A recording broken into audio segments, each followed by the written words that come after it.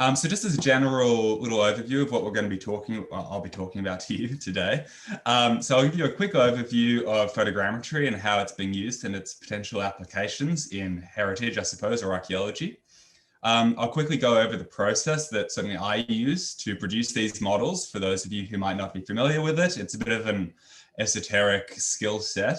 Not everyone is particularly familiar with it, and it's not especially user-friendly up front, so it might be useful for some of you to see the kind of process that I go through to get there. And in the final section, I'll be talking about some of the theoretical concerns that I think are relevant to interpreting how this kind of material can be used, what it means, whether it's potentially dangerous, and how it differs from real-world objects. If you get bored while I'm talking, which is very probable, I would encourage you to please go and check out the Sketchfab page, where I've been uploading these models for the Hellenic Museum. You've got the URL just down the bottom there. Or if you just go to Sketchfab and search under Users Hellenic Museum, and then you'll be able to play around with a bunch of the models while I'm chatting, getting a better understanding of what exactly it is I'm talking about. And they're also really fun to spin around and zoom in and out of. When we had a display at the museum on the International Museum Day, I had a little section up, and all of the very young people, mostly children, who were coming over to see what was going on, they mostly enjoyed zooming in so far to the object that the camera actually goes inside the vase and you look out of it from the inside. So I'd encourage you to give that a go. It's not very learning helpful, but it's quite fun. Okay, so for a quick overview of photogrammetry, I suppose, and how it's being used by a variety of organizations and educational bodies. I'll just start out with what we're doing. Naturally, we're creating digital models. That is the fundamental part of the project. And this is just an example of the kind of thing that we're making. This is if I'm not mistaken, late Bronze Age Cypriot juglet. It's quite small, about, I'd say less than 10 centimeters in total. And this is just one of the models that I've been able to create so far. You can see that they're quite detailed. And one of the really fun things is that you just get to see more of the actual object than you do even in the museum's collection. Inevitably, the objects have to be placed in cabinets to protect them, of course. And within those cabinets, they only face one direction. So you only ever see one complete side of it, unless you really kind of duck around and try to make yourself a nuisance. But with this kind of thing, you can zoom in right on the details, including such things as the collection number down at the bottom there. And a lot of this stuff will just go missing if you're visiting in person. We're not obviously the only museum in the world to be doing this. Perhaps the best known is the British Museum. The Smithsonian Museum is also undertaking similar work.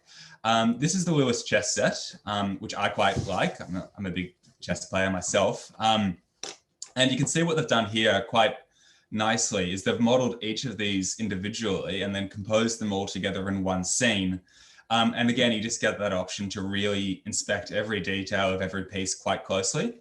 The numbers that you see on the screen there are relating to little information panels that'll come up. So if you wanted to know more about a particular feature, you could just click the number 1. It'll tell you which piece that is. I think that's the king. And maybe give you some contextual detail about where it was found or some notes about some of the iconography relevant to that piece in particular. As a means of practicing this, for instance, on my own personal Sketchfab page, I uploaded a Wedgwood biscuit barrel, which had a scene featuring an altar and figures that I interpreted to be priestesses and Artemis. And for instance, under each of those figures, I would have one of these little number pop-ups. And if you clicked on them, it would explain my interpretation and how I came to that. So it can be quite an immersive learning tool. In terms of outside of museum spaces, this technology is also quite useful for sharing excavation information. So I'm sure many of you will have heard of the quite major excavations going on in Egypt right now in the city of Aten. And one of the things they were very quick to do, the researchers there, was to create this photogrammetry model. It's quite difficult to visit Egypt at the moment.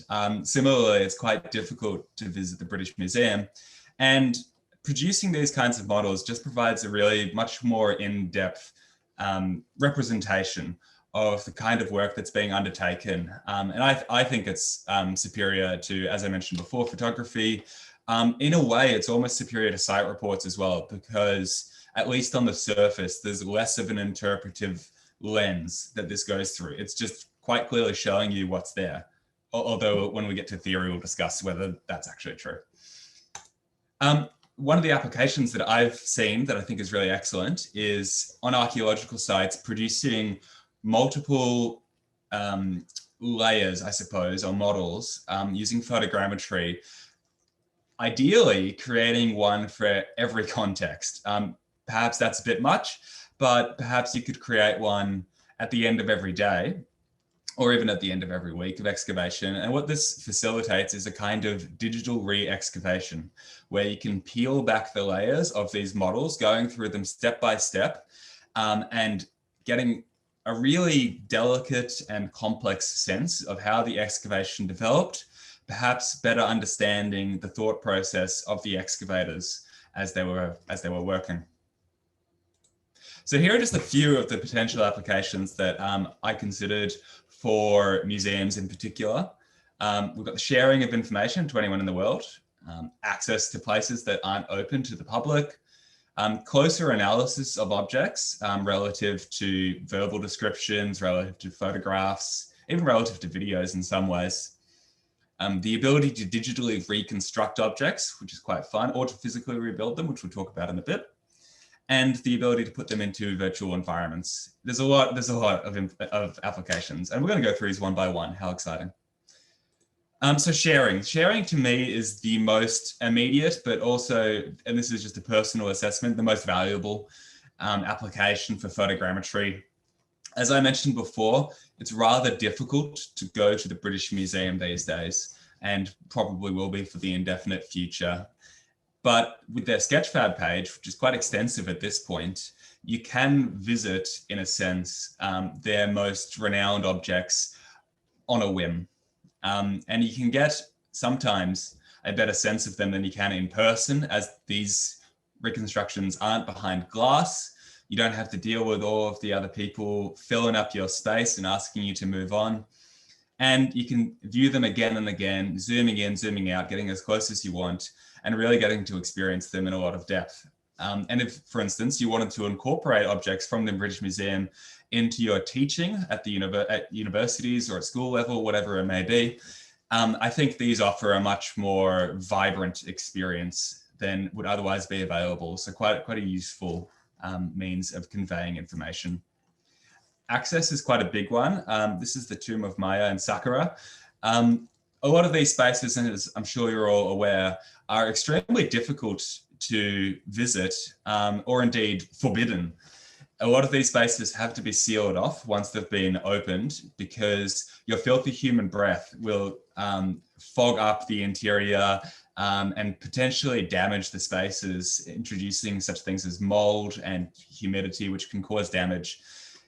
And again, this is a case of, to get a real sense of the space and the relative, I suppose, network of information presented on the walls, photogrammetry provides a much more complex representation than a still photograph or a video ever could. And you don't have to be there and cause damage to it.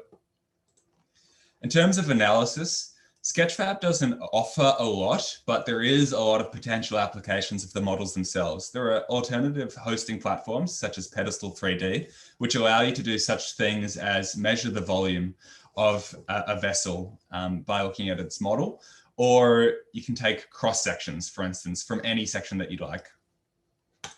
Sometimes hidden secrets can be revealed. In this instance of a, I want to say, early classical bronze helmet at the Hellenic Museum, which I modeled, while looking at it, I wasn't quite aware of the fact that it had a quite substantial dent in it, just due to the complexity of the colors and the incrustation on the helmet. It kind of escapes visual notice, but when you model the shape and then take away the colors, as I've done here, it becomes more apparent.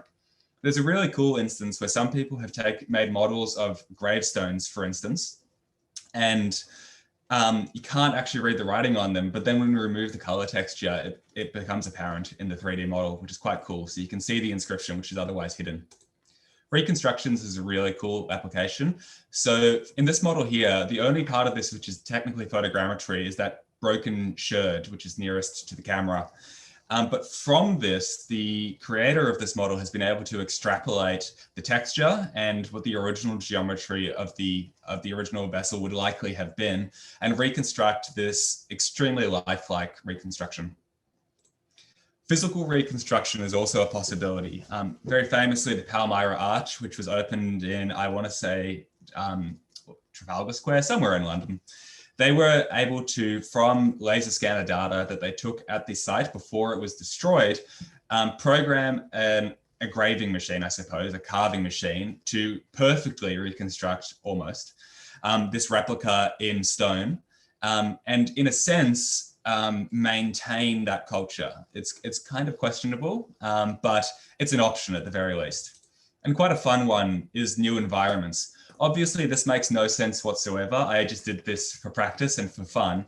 But here you've got an example of 4 of the objects from the Hellenic Museum's collection, which I modeled using photogrammetry.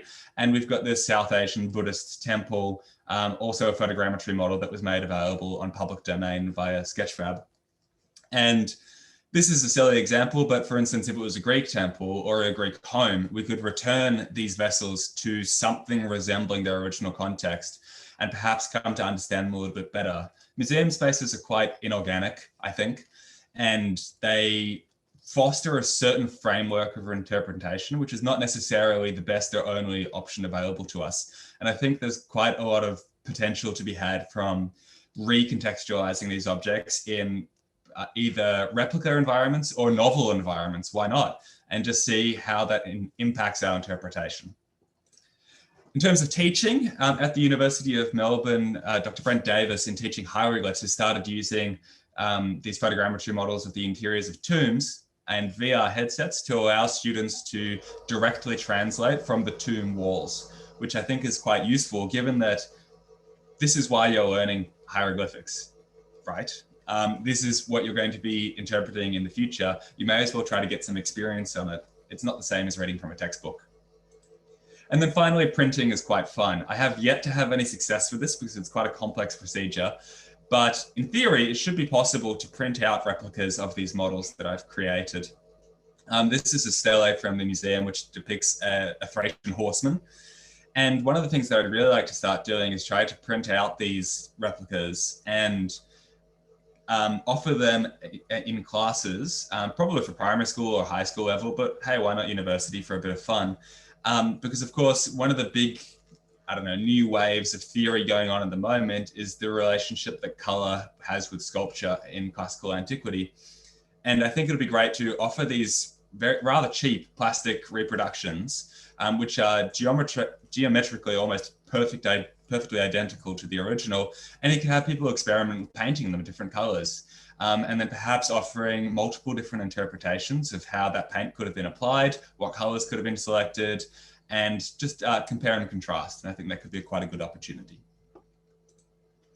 Okay, so quickly, let's go through the process. Photography is the essential foundation of it. You need to take hundreds of photographs from every single angle. So far, I think the smallest model I've created was about 200 photographs, and the largest was something around 1,300. So that took quite a long time to process, but you get a much more complex and sophisticated and higher fidelity model as a result. You need to have consistent lighting. You don't want any shadows. And because shadows imply, I suppose that the software doesn't know the difference between a shadow and just a splodge, a different color.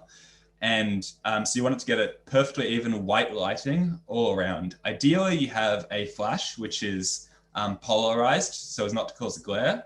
That's quite an expensive setup, and I work in the museum, so I don't want to be using the flash constantly to be distracting. But this little light box does quite a good job. I use Adobe Lightroom for post-processing just to correct for exposure problems. And then I use a program called Add Yourself Metashape to compile the models. We first create what's called a point cloud. So these are the points of color that it's identified as being consistent between photographs and the initial geometry that's created. And then on the right here, this is called the dense cloud, where it's just the more sophisticated, complex version of that. We edit it to remove points of low confidence shown in red. There weren't many here. The yellow points here are the lowest confidence. Just basically the software thinks these might be misplaced. Then we create what's called a wireframe, and finally the solid object. Onto this, we apply the shading, so the color, and then the texture, which creates that much more lifelike appearance. And we finally end up with this, which looks pretty good, I think. This was quite a good model. Sometimes they're very, very, very messy. So this is not what you can necessarily expect, certainly not from a first try. Okay, so in terms of theory, one of the big sources I want to consider when I'm thinking about how or whether to use this kind of technology is the French philosopher Jean Baudrillard, who talks about, I suppose, the postmodern human condition as being one that is constituted by what he calls a state of hyperreality, in effect where signifiers or replicas, or about what he calls simulacra, have come to replace the real. And he illustrates this idea through reference to this, a short story of Borges, which describes a map of the empire, presumably the French Empire, which became more and more sophisticated over repeated productions until it was the exact dimensions as the empire itself, covering it over. And eventually, as the empire fell, the map was left to rot over the territory that it covered. Baudrillard uses this, I guess, parable, and contrasts it with his perception of the postmodern state, wherein the simulacrum, has become more important and will be seen as more important to preserve, and that in fact the territory itself will rot and the map will remain intact. His wide-ranging and at times rambling discussion on the topic discusses such events and places as the Watergate scandal, the Gulf War, advertisement and branding, and perhaps most famously, Disneyland. These are the stages of what Baudrillard calls the simulacrum or the simulation, going from 1 to 4, further from the real towards the hyperreal. Baudrillard can be very difficult to understand, so we've got some nice examples to help us work through it, which I'll go quickly because we're running out of time already, my goodness. So we're starting with stage 1, which is a representation closest to the original. So we might have a photograph of a pumpkin. A photograph is generally taken, although questionably so, to be an accurate representation of reality. And then, for instance, if we take it one step further, we end up with something like pumpkin pie. The relationship to pumpkin is only really quite tangential at this point. It perverts the basic reality of pumpkin. At step 3, we have the stage where the simulacrum comes to mask the absence of reality. So we have pumpkin spice. There is no pumpkin whatsoever in pumpkin spice. Its relationship is to pumpkin only via pumpkin pie, which is already a perversion. So we have this thing here, which is coming to represent pumpkin, but actually is masking the absence of pumpkin entirely. And then finally, we have the Starbucks pumpkin spice latte, which is pure simulacrum. It bears absolutely no relationship to reality whatsoever. Nothing that even smells of pumpkin has ever been anywhere near it. It is its own hyper reality. One of my favorite examples to better explain this is Waluigi. So if we start with Mario, we have him as a representation of Italian plumber. We move from that to an inversion, a perversion of the basic reality in Luigi. We move from that to Wario, who masks the absence of the goodness that is Mario. And finally, we come to Waluigi, a man seen only in mirror images, a hall of mirrors. Here's a reflection of a reflection, the true nowhere man. He parodies and inverts characters, but has no existence of his own. In a world where our identities are shaped by warped relationships to brands and commerce, we are all Waluigi. Okay, so I think photogrammetry can be any one of these steps. At face value, it represents the first tier of this series, which Baudrillard considers to be a good representation, a simple representation, reflecting the true reality of existence. If we look here, we can see on the left the photograph I took, and on the right, the final model. I like to flatter myself that it's a pretty good representation, and certainly seems to be as good as the photograph. In some ways, it's better, because we can remove the background from the image and focus only on the object in isolation. However, in a sense, it does mask and pervert a basic reality. If we return to these points of confidence, inevitably I have to make decisions about what gets included in the model and what doesn't. In post-processing, I can decide what the true color of the object is when I correct for exposure and contrast, and I decide rather than the software which points will be included and which won't. The threat of photogrammetry, of course, is that if I am, by imposing my own will upon it, I am in effect perverting the reality, or at least what the software's understanding of that reality is. Masking the absence of a basic reality. So if we recall this example of the reconstructed Palmyra Arch, we can start to question the social function of these representations. Boris Johnson, when he was unveiling the arch, evoked the reconstruction as a defiance of the barbarian Islamic State and their cultural destruction practices. Critics noted that no information was provided on the role Assad played in the destruction of Palmyra, including the regime's use of the city as a prison for political dissidents. In effect, the reconstruction of the arch appears to both censor the narrative and imply the absence of the irretrievable loss and suffering, which is the reality of the wars in Syria. The reconstruction implies a reality where loss can be restored instantaneously, where centuries of heritage can be reproduced in the middle of London. It masks the loss of the real. And similarly, this reconstruction here, by reconstructing it like this, we mask the fact that we only have the fragment. We mask the absence of the original. And then finally, in the category of pure simulation, I would perhaps controversially put creations such as the Assassin's Creed video game series, which I would say bears no relation whatsoever to reality. Even though it is kind of, in a sense, based on it, the degree of perversion and fantasy involved in it, I think creates, in effect, a Disneyland of the ancient world. Okay, so in conclusion, photogrammetry can be many things, and it really depends on how it's used. It's a great, powerful tool, but with that power comes great responsibility, et cetera, et cetera. In terms of future directions, with the last couple of minutes that I've got here, after looking more carefully at the theories of Baudrillard, I intend to work on the theories of Walter Benjamin in his concept of authenticity and aura exposited in his essay, The Work of Art in the Age of its Technological Reproducibility, and consider these notions today in the era of digital surrogacy. My internship with the Hellenic Museum will be wrapping up, and I'm intending to do some volunteer photogrammetry at the Jewish Holocaust Centre of Melbourne and work on some of these artifacts in their collection, such as this Auschwitz prison uniform, which have this tremendous emotional resonance to them, and look into whether such aura, such X value, I suppose, is possible to be translated in any sense whatsoever into 3D models, or if it is inextricably tied with the original object. There we go. So I'd love to take some questions now. Thank you.